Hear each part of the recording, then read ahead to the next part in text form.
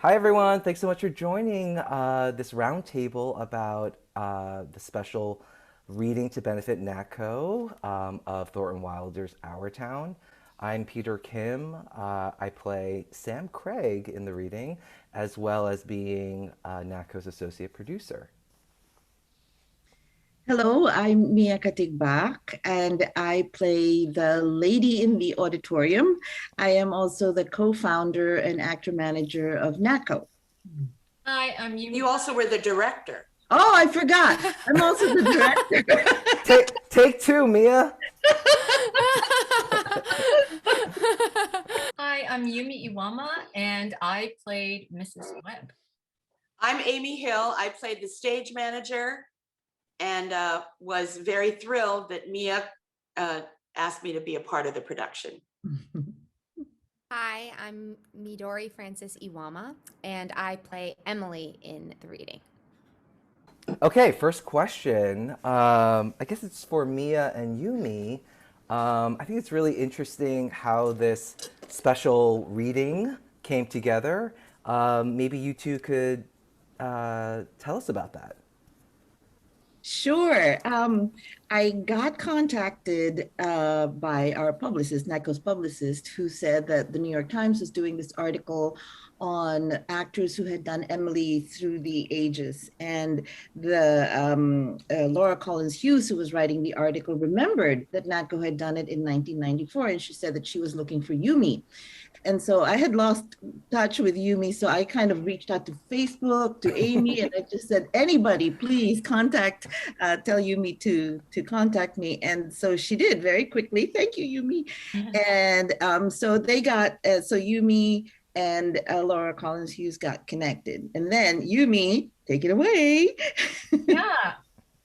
Well, I really didn't remember a ton of the stuff surrounding the production. I remember my experience in the production. So I thought it'd be really good for me to just connect with Mia before I spoke with Laura for the interview. And I learned so many things that I had no idea about. I didn't know that we were the first equity production of an all Asian cast to do Our Town. I didn't know that Mia was not supposed to be directing that production, that in the very last second, the director ended up doing a Broadway show. And so Mia stepped in. There are a lot of elements I just wasn't aware about. So it was very helpful to get some more context before I spoke with Laura. And then I think at that point, I was also talking to Midori, and I was saying, wouldn't it be so much fun to do Our Town again? She said, let's do it. Let's do it. I want to play Emily. And I was like, yeah, then I could play your mom. And so we went back to Mia and we said, hey, Mia, what if we do a reading of Our Town? And she's like, okay. It's going to be so much harder. And all these things that I was going to say. It's timely. She's my daughter. I mean, she'll play my daughter. And she's my, I didn't even just need to say that. So can we do it? She said, sure. And that's how it came about. So Yumi, some people may not know this, but you are related to Midori. Yes. Or Midori, I should say, is related to you. Yes. Yeah. She came first. Yeah, my brother Ken is Midori's dad. And when she was 3, it was like the day soon after Our Town closed, my boyfriend at the time, who's now my husband, and I moved to California because we thought it was a good time to just try and launch our LA careers. At that time, not much was going on in terms of filming in New York, so we were pretty much limited to theater, which was great, but we just wanted to see, like, could we, really make a living and have fun doing everything in LA. And, we intended to stay for 6 months, and here it is 7 years later or whatever. But, we kept in contact with Midori, went back east a lot. And every time we went back, we did shows in my parents' living room. Like we did a whole production of Annie, right? Like start to finish. Yeah, she's definitely responsible for why I have this terrible acting bug. She just made it so much fun. She always did shows with me. Yeah. Speaking of Midori, so I I recall you saying that you've always wanted to play Emily. Yes. Well, And- yes. Yeah. Go. Oh, sorry. So no, please go. No. Go. Yes. So, like, my best audition I ever gave, I feel like, was for a production of Our Town so many years ago, like, in my early 20s, and I didn't get it. But since then, I've been obsessed with the idea of playing Emily, and sometimes we'll read it with my friends. And it's just, I think it's like a classic role, sort of like Juliet from Romeo and Juliet, where you know that there are so many people who've tried it, and that there are so many, like, if I try it, it's going to have me in it. And it's just one of those roles that I've always wanted to try and to put my heart in, because Emily has such a big heart. Yeah. And then I think when I was younger, like a teenager, when I read it, I really related to how she was very nostalgic. I mean, that's not the right word, but in death was nostalgic almost. And as a kid, I was a very nostalgic kid. I didn't want to grow up, and I anytime something changed, I was very upset. And so there's something I connected with of, like, Emily just wanting to slow things down and to appreciate things and to relish in them. Yeah. And so having had, I guess, like the teeniest of like processes with this reading, has that I don't know, has it satiated the Emily bug in any way? Well, no, I definitely want more time to do it. It's a hard role, and I think, like, with Mia, Mia's given me a lot of good notes that are really helpful about how to work with pace and perspective and who Emily is. And so I think I've begun my journey, but it would be great to be able to continue it. Yeah. Whetted the appetite more, if anything. Yeah, exactly. It definitely fed something, yes. It was an amazing opportunity to be able to finally play her. Yeah. Yeah. Amy, speaking of characters, so you play the stage manager. Yes. Had you had any previous, working on this role before? No. I never even Okay. imagined that I would be given the opportunity to do the role, because it's written for a man, and it's generally played with white characters. So, but I've seen productions that were diverse, Mm-hmm. and I've seen a production at South Coast Rep, I think, many years ago, which was Kimberly Scott played the stage manager, and she's African American. Really wonderful production, and it was diverse. But again, I didn't expect it to be something that would be offered to me. All right, so I'm very happy. I was very happy when Mia asked, and I happened to be available for the rehearsal time. One of the benefits of the pandemic, I think, is Yes. that we can create things together on Zoom, which is kind of Yes. amazing. Which is also difficult. Yes. Yes. Yes. Yes. Because you have to become your own studio, essentially. Right. Technically speaking. But with the stage manager, I think it's so interesting that I think it's the second stage direction in the play that says no scenery. I think the first Right. stage direction is no curtain. And so the onus is really on the stage manager to set up the world of the play for the audience. And Right. I'm curious if, if what your experience was like, stepping into the role of the stage manager, and what surprises or challenges you encountered. Well, I didn't realize until we were in rehearsal how difficult that would be. Because, in my imagination, I see everything, but translating that to the audience in a Zoom reading was something that was more difficult. I was very impressed with other people and their ability to, speak to each other or acknowledge certain things that were around them. And I don't know if I was very successful, but I did my best. It was really hard because in my mind, you know, it was just creating that world and knowing that I'd be walking from place to place on stage, and then I'm not doing that in the Zoom. Oh, You it did was just very really- well. Yeah. Mia, you're so kind. But yeah. I think it was probably a double challenge, in fact, Oh, because of Zoom. You know what I mean? Like you were saying, like Yeah. yeah. Yeah. Mia's kindness and patience went a long way. There's oh my God. unpredictable Yes. things happening, dogs walking into frame, people slamming doors in my house, Unmuted. Zooms going out in the middle of a scene. There were Yeah. so much Unmuted. technical stuff. Yeah. And the tech people were also incredibly patient. Yeah. So even keel, that's what you want in a stage manager. Yeah. That kind of even keel. Okay. All right. Look at your upper left screen. There should be a button. Push that button. Do you mind if we share the screen? And, I mean, it was like, Yeah, no, Yeah, big big shout out to Tori from Vidco, Yeah. as well as our editor Dan Gribik. I believe that's how you say his Yes. last name. Yes, Gerbic, yeah. yes. And then we had a really great stage management team with Alyssa K. Oh. Howard and Sean Yes. Sue and Miranda Cornell. So we Yes. were well supported. We were very, well supported. Yeah. Thank you.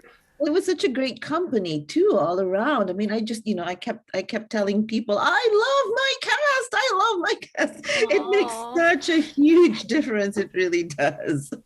You We picked a did great have a time. very good-natured group Yeah. of people. Yeah. Yes. Yeah. Yes. Yeah. I never worked with a lot of those actors before, and they're so talented, and Yeah. it was so much fun to work off of them, but never even having had a conversation with them. I Even know, to this right? even to this day, I never conversed with, the other dads in the show, which is so weird, Yeah. so weird. Yeah, Yumi and Mia. So, the 1994 production that NAATCO did was 27 years ago. Well, Crazy. Whoa. And I'm 33. How could that How be? is that possible? I'm so, 95. Don't I look great? You look amazing. so Mia, you directed that production, as it was said earlier, and you directed this reading. Yumi, you were in the original production playing Emily, and you're in this reading as well. So I'm curious what the experiences were like revisiting the play after all this time. It was amazing to me how I was getting flashbacks of very specific things that we did in the play. And that was very surprising to me because, I think I had only ever directed one thing in my whole life before then, which was a one act. So the fact that some things were so clear to me, I think speaks a lot about the play, also about how there are the core, like, synthesized things about the play can, as Wilder himself says, it's eternal how that kind of stuff sticks with you. But then there was also oh boy, the context is so different these days, and then doing it on Zoom where we're all so isolated, and how do you make a town out of that, and how do you work with actors when they're not all in the same room, and I miss them, I want to hear them breathe, and how do you do that? And so that was all different. But oddly, I think the play really supported all of this effort anyway. I think it's different, and I think I've matured a little bit over the 27 years. So knowing a lot more about acting was certainly helpful, because I feel like I can do shortcut with actors, that I feel like since I don't have anything else happening, then I can kind of just say, here's what I think, so that was very helpful. Yeah. Well, it's funny because, I would have never guessed that was her first full-length directorial play. You mean you were just so calm and kind, just like you were this time.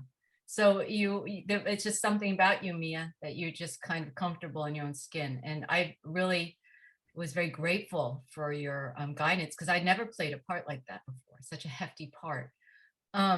So comparing it to today, I mean, I would say that I took it for granted. I didn't understand sort of the bigger implications of being with this all Asian cast, doing this incredible play, being in a theater like the Vineyard. I didn't really understand the larger implications of it. You know, when you're young, you're kind of focused on yourself. And when you're an actress, you kind of tend to focus on yourself. Am I pretty enough in this dress? Did I do that line right? Do people like me? Did I get good reviews? You know, and it's doing it now, it's just so much bigger than that. And as a parent now, hearing the lines and hearing Emily just, can we just please look at me, Mom? It just makes me cry just even saying that line. Yeah. Because the other day my daughter said, Mom, when I'm asking you a question and you're looking down at your phone, can you hear me? And I was like, Woo! Dad! And I was like, our town. Speaking of your daughter, I'm assuming this is Clara, right? Yeah. Clara Yeah. is also in our special reading as well, playing Rebecca Webb, right? Yeah. Iwama Family Playhouse. Yeah. Yeah. Yeah. I'm sorry, what, Amy? Iwama Family Iwama Playhouse. Family Playhouse. Yeah, we decided we were going to start a company after this. My husband is also an actor, so like it's hard to escape our claws. You know? Like, hey, you want to act? You want to act? But yeah, the play for me this time had much deeper resonance, and also because I become a hypnotherapist and a meditation teacher. You know, so much of this resonated. Amy's words about, you know, what happens when you don't have your identity, your name. You know, it's beyond the moon and the stars. It's not about labels. What is it about? It's a sense where it's that truthfulness that resides in all of us, that's eternal.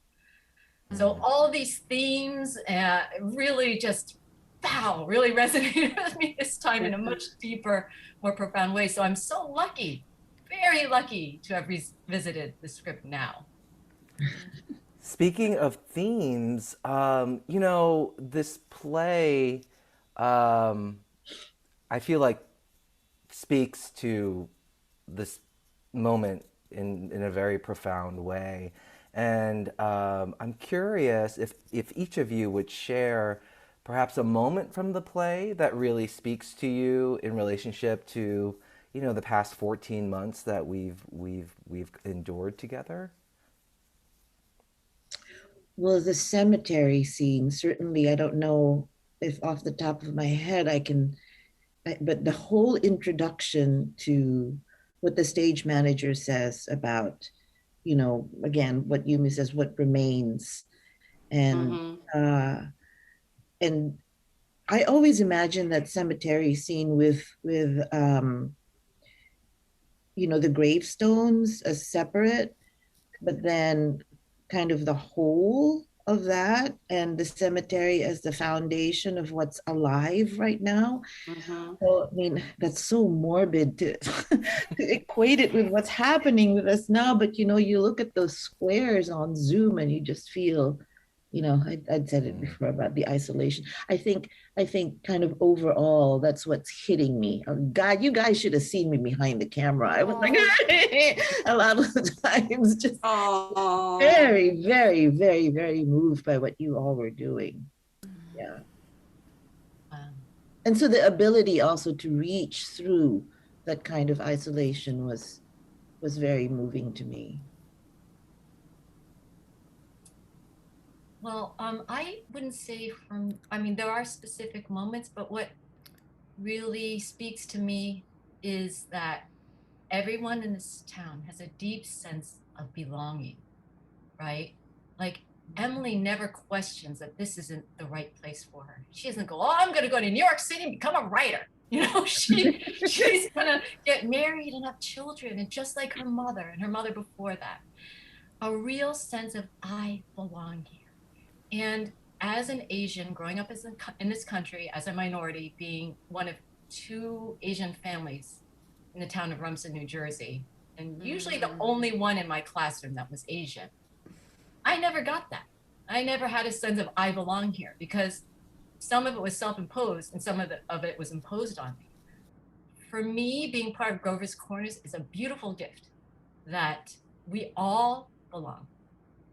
Yeah, and then we start from that place. We don't have to start from this other painful place of making ourselves present and worthy of being there.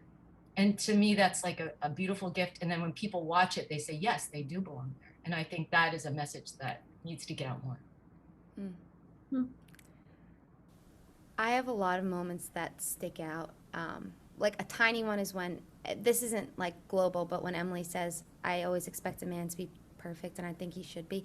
I just always love that line, because it made me think of how, like, when we're raised, we are taught certain things and we don't really question them for a long time, if ever, of like our expectations of other people, of other genders, of other races. And so that I really like that, because I feel like it's a simple line, but it really illuminates a lot about how we're raised. But the big one for me is the goodbye section. I remember one rehearsal we did it. I did it, and afterwards I was like, oh my gosh, I haven't even been outside today. Why haven't I been outside? I was texting Yumi that. I was like, well, I've just been in this apartment all day. And I kind of was like, I need to go outside and like look at the trees. And I think you hear a lot of stories about people in near-death experiences where their life flashes before their eyes, or they get this sudden urge to want to live.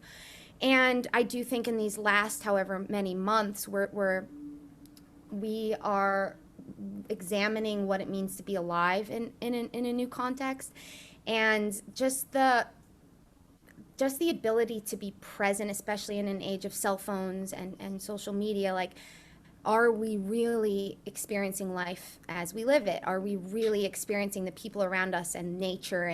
And there's been so many times where I'm with a friend or something, and we're going to see like a beautiful like cave or something, and then I'm like, you're not even looking at it. I don't know. And then it's like, yeah. And it's I feel like it's a harder task than one might think to fully be present in life and to appreciate it. It's so hard. And so that it just made me think about how can I do that more in my own life. Yeah. Well, there were so many moments, I feel. I think many of the moments were watching the families, I think, and the heartbreak of knowing what was coming. Because as a stage manager, I felt like I had sort of an all-knowing presence. So even though they're in their moments, I know what's happening next. So there was some sadness in my feelings about their simple joys, or they're not really being like listening to each other, or just being kids and fighting with each other or whatever. I know what's coming down the line. So there was this sort of gravitas that I felt that I didn't think, which was great in playing against the light moments that were happening with these families. But I knew I was the only one.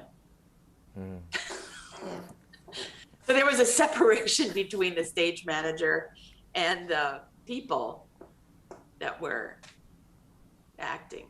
Yeah. So, and I couldn't change anything. I love how the stage manager introduces characters and says, and then she dies when and then his appendix bursts and he never gets to college. I just love that. And I was wondering, there's a part of me that goes, that's just life, I guess. Yeah. You know?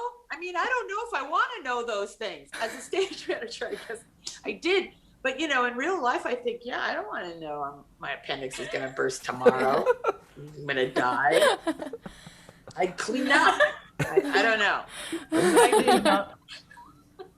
Um, just a last question for all of you. Um, so I'm so excited to share this one time only event. It's going to be streamed on May 19th at 8 p.m. Eastern, live at 8 p.m. and it'll probably end around, I don't know, 9:30, 9:45, and then that's it. It goes away forever. So it's like real theater. Um, I I personally feel like this play is a great example of what type of theater and art that audiences will want to experience now. It's such a profound play for all of the reasons that we've spoke about, but I think it's also a gentle play. And it asks really the audience just to be present and sort of listen. There's not a lot of like attack at the audience, and I feel like we're gonna need to like shepherd in the audience back. And I think this is a really gentle yet profound experience. And so that is what I wish for the audience who watches this reading. I'm wondering for all of you if there's anything that you want the audience to take away having seen this. You know, we just sent out the blast. We just sent out the NAATCO blast like in the last hour or something. And I'm getting so many responses from people. And you know, the word that keeps coming up is what a strong and healing um, event this would be, you know. And I thought, that's right. I think, you know, we're so far along in terms of this very challenging time. And I think sometimes you don't even know how much we're being bombarded by stuff. You know, I think it's kind of very, very in the undercurrent. And of course, for us, Asian Americans, it's even more, you know, there's the undercurrent of I'm calling it the post-pandemic stress disorder, but then the actual in your face violence against Asians. And I feel like that's right, a balm and healing thing. And so I that's what I wish for audiences' experiences through the play. And especially, I love the fact that there are all of these Asian Americans in your face who are bringing it to you. Tear up myself. Yeah. Yeah, you know, there's sometimes this sense that Asians are just grouped as one group of Monolith. people, a monolith. And this town is full of colorful characters, and they're also different, right? So it can help to, you know, send that message that we're all just human beings, you know, trying to make it in this world. Yeah. I think on that note, one thing that's powerful about, like, I've seen Mia, for example, in numerous productions in New York over the years, and like what's cool about all Asian casts, because I've often been like the diverse person in a group of people, but I haven't had a lot of experiences of being around a lot of Asian actors. And what's cool about it is like you get to see how different every person is, like, and unique. Like, there's no one like Cindy, there's no one like Trevor, there's no one like any of these amazing women on this Zoom. And so what I hope people take away is just like the wide variety and breadth that comes with being Asian American, and how expansive it is, and really how it's anything's possible for you. If you're Asian, you could be any one of these people. Well, I think that, you know, it's always, I feel like momentarily they will notice they were all Asian, but then that'll fall away and they'll just see Emily and Mrs. Webb and they'll just see them as people, and it won't be what color they are or any of that. They'll just see people that they recognize. So, you know, I think it's not an issue in that sense for the general audience. Hopefully people come for whatever reason because they love the play or they want to see an all Asian cast. But I think what happens is that it'll all fall away and they'll just see the story. Yeah. Well, on that note, I just want to thank you. No, really, it's so beautiful, you know. Okay. No, it is, and it's ultimately what we want. We just want to be seen as human beings and individuals. You Yeah. know, we don't want to be seen as the monolith. You know. No. Yeah. I think we are. Yeah, I think we did a good job, Mia. I think we did a good job putting this group of wonderful actors together Yeah. I to think create so, these too. people. Yeah, Yeah. yeah. Good job, Mia. Good job, everybody. Yeah. Thank you, Yumi, for suggesting it. Yeah, great idea, Yumi. Before we wrap it up, I just wanted to offer space if anyone wanted to share anything else before we wrap things up. I just want to say one thing, like, and I just want to say, like, the three women in front of me, I feel like some of you I've watched when I was a kid, like my aunt and Amy, and Mia, I've come to learn and know since I've been a New York actor, and like how grateful I am for all the work that you all have done in breaking down barriers and just being these extraordinary artists. And for me, it's like such an honor to be working with you all. Like, it feels like so special. So that's something I want to say. And our play is really good, and I hope you see it. Yeah. Yeah. Yay. Yeah. I just want to say I'm very grateful for this opportunity. It's such a beautiful play, and I love the connections I made and reconnecting with Mia after so long. It's been too long. It's not another 27 years. I hope not. I might not be around in another Oh, stop. Don't say that. Well, then we'll do it live. Thanks again, and I hope everyone can tune in on May 19th at 8 p.m. Eastern. All right, bye everyone. Thank you. Bye. Bye-bye.